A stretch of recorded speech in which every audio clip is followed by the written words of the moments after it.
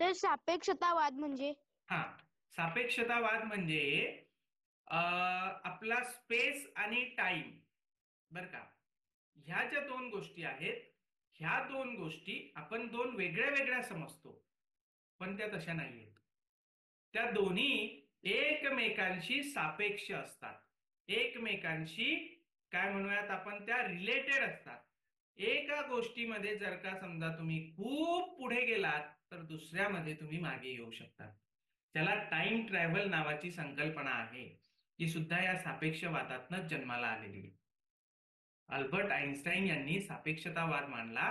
त्यांनी म्हटलं की जर का तुम्ही समजा प्रकाशाच्या वेगाने जर का प्रवास करत तुम्ही स्पेसमध्ये पुढे जात राहिलात तर वेळ तुमच्यासाठी थांबलेला असेल. तुम्ही टाइम मध्ये मागे येऊ शकतात जर तुम्ही प्रकाशाच्या वेगापेक्षा जास्त वेगाने स्पेसमध्ये ट्रॅव्हल करत गेला तर. स्पेस आणि टाइम या दोन्ही गोष्टी एकमेकांशी रिलेटिव्ह आहेत, सापेक्ष आहेत, हे त्यांनी सांगितलं होतं. सापेक्षतावाद, रिलेटिव्हिटी हे आपण मोशनशी संबंधित पण शिकलो होतो की मोशन ही पण एक रिलेटिव्ह टर्म आहे. म्हणजे उदाहरणार्थ मी तुम्हाला उदाहरण दिलं होतं की बाबा तुम्ही एखाद्या बसमध्ये बसलेला आहात आणि तुमच्या शेजारी एखादी बस आहे. तुमची बस स्थिर आहे, पण शेजारची बस मागे गेली की असं वाटतं की तुमची बस पुढे चाललेली आहे, असा भास तुम्हाला होतो.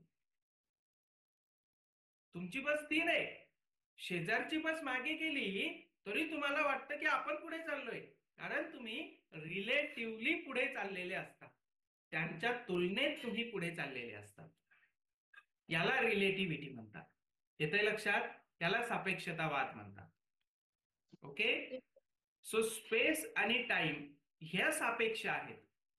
तसंच त्यांनी अजून एक सापेक्षता मांडली होती, मास आणि एनर्जी.